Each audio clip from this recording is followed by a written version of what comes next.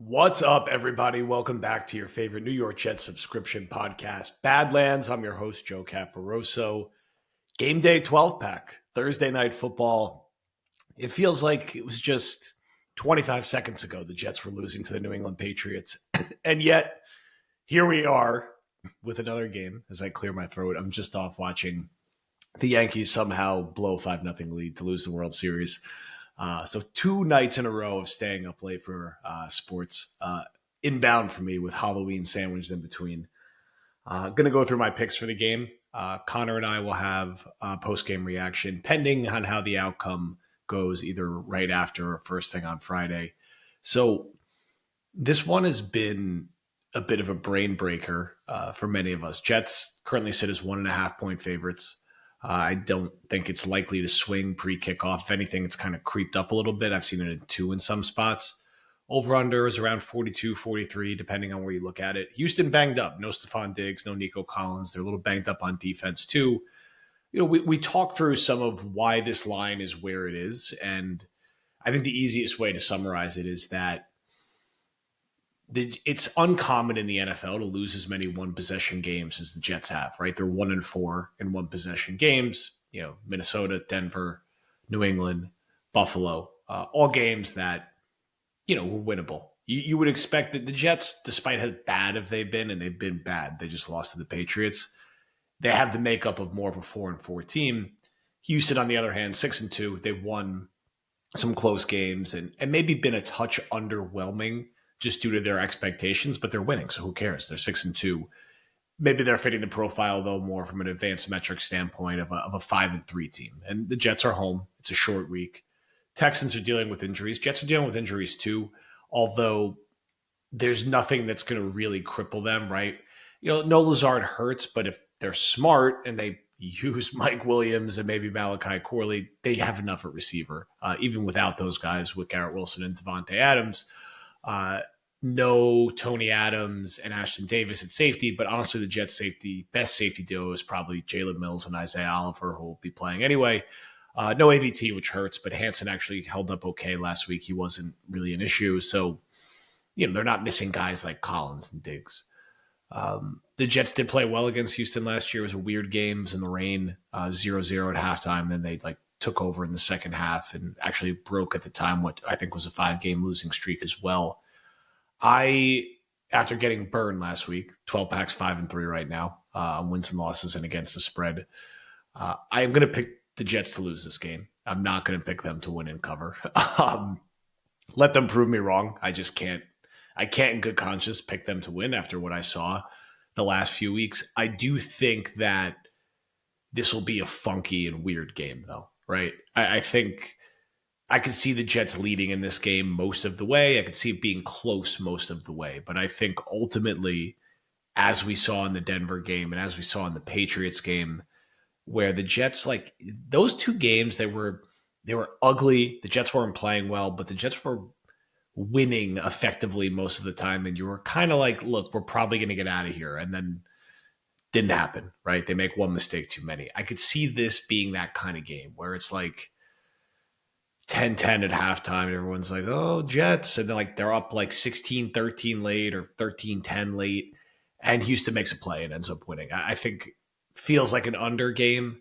Feels like Houston winning a 1-possession game would be my pick.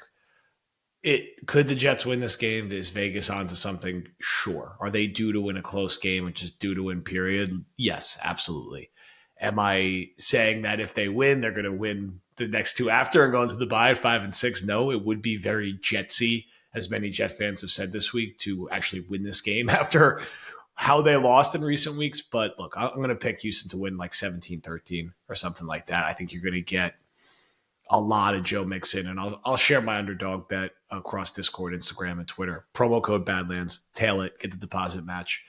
Joe Mixon over everything, right? The Jets can't stop the run. Mixon has been dominant, and the Texans' running game has been dominant. And with the injuries to the receivers in a short week, they're going to try to run the hell out of the football. They're going to run right at Michael Clemens, who I'm sure is going to play a ton, and they're going to run at a very weak Jets defensive front. So, you know, Mixon feels like he'll go for somewhere between 90 and 150 yards would be my guess and be the main catalyst. for the Texans offense. Stroud will make some plays. He's struggled a little bit at times this year, but he's a playmaker, and I think he'll make enough plays in the passing game. I wouldn't get too aggressive with his overs, though. I think for the Jets, Garrett's been playing really well. I don't think that's going to change. I think he's just taking advantage of the extra attention going to Devontae. So I would continue to ride his yardage overs in particular. He's been very productive since the Minnesota game. They've been playing good football. Brees seems to be in a very good rhythm. I would like to see them go to him that much more. He was really rolling in that New England game, and they should have stayed with him more than they did. So nothing crazy or original there. I don't like touching anything Rodgers. He's banged up. It's a short week. I don't want to say he's going to get knocked out of this game, but this defense is aggressive, and you're playing a 41-year-old on a short week, and I think they're going to try to protect him, and it's going to be that much more of a run-heavy approach. So, I skew on the Mixon and Brees overs, and if you got to get a third person in there, I'll be looking at Garrett. If the Jets get in the end zone, it was kind of funky last week. You got Conklin, Gibson, and Braylon Allen scored. I think maybe you're due to get the more traditional Garrett and Brees touchdowns this week. Brees always the safest bet. Let's see how the Jets' new kicker shakes out. Hopefully there's no critical kicks that need to be made. At least they finally made a change. Poor Greg going to the IR. I can't stomach any more critical kicks. So it's this is a tough, weird game, right? It's on the short term, quick turnaround. Jets are back in prime time, where it's just been a real nightmare this year, obviously, save for the first New England game. They are like 97% dead, I would say, for the season. I can't say 100% yet. You got to get to that 7th, 8th loss to really get there, and they're just about there, right? They're 2-6. The AFC is, because I know some people, everyone, I'm the same way. The second the Patriots game ended, you're like, well, the season's over. We're looking at draft picks. We're like selling, fire sell, everything. The reality is like and I'm sure many of you want to see the Jets win and, want to have the pipe dream of being 5-6 before the bye week, because the AFC, and this is what kills me so much about the Jets this year. This is going to be a year where like 2 9-8 teams make the playoffs in the AFC, and maybe even an 8-9 team gets in. And the conference is really funky outside of the Chiefs and Bills. Everything else is like all over the place in this conference, I would say. So, mathematically, if you're a 6-6 team or a 7-7 team, like you're going to have a chance. Now the Jets tiebreakers are very screwed up from their losses to Denver and New England and to Buffalo. This would be another killer. But if they were to make any run, man, you need to beat Houston and the Colts because you need those AFC wins. And, there's no easy games before the bye week, right? Houston's, I think, going to comfortably win the AFC. The Cardinals are feisty, and it's hard to go out there and play. And the Colts with Flacco are good, and they're probably going to be a 500 team, I would say. So for this game, I'm going in with very limited expectations. The line is throwing me a little bit and speaking to what will be like an alarmingly close game that maybe the Jets steal. But I think it will be a close game, but I just think Houston in the fourth quarter, when it's close, will make more plays than the Jets have. I'm yet to see the Jets defense make a stand when they need to. Rodgers did his job late last week. He got the ball down the field and in the end zone. Then he screwed up the 2-point conversion situation, which ended up costing them. I don't trust them in a tight spot. And until they win a game, it's hard to pick them to win a game, man. It's been a long time, man. It's been a long, long losing streak. This group does not know how to win football games. And, for all they're 1-4 in one possession games. They're a 1-point favorite. The talent on paper, they're going to be favorites in all these games. They're 2-6.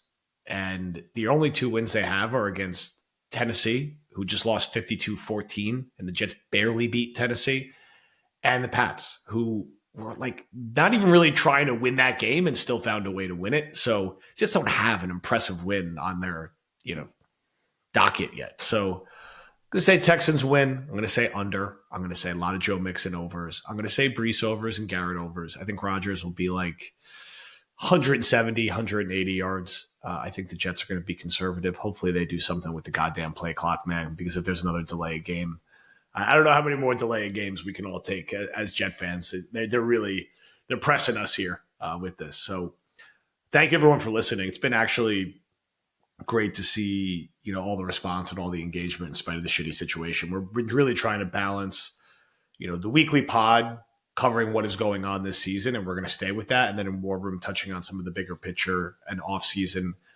questions. And we had a full week, flight plan, other guys, and we'll have a full weekend reaction to the game, Buck the Trend, TOJ talks. I'll get something out on Sunday during the mini buy, and we'll keep everything rolling. We're not gonna slow down at all because we all need a forum and a community to vent this stuff out in. So Thursday night football, Halloween. God bless if you're going out to the stadium. Let's hope for some good weather. Have a good time.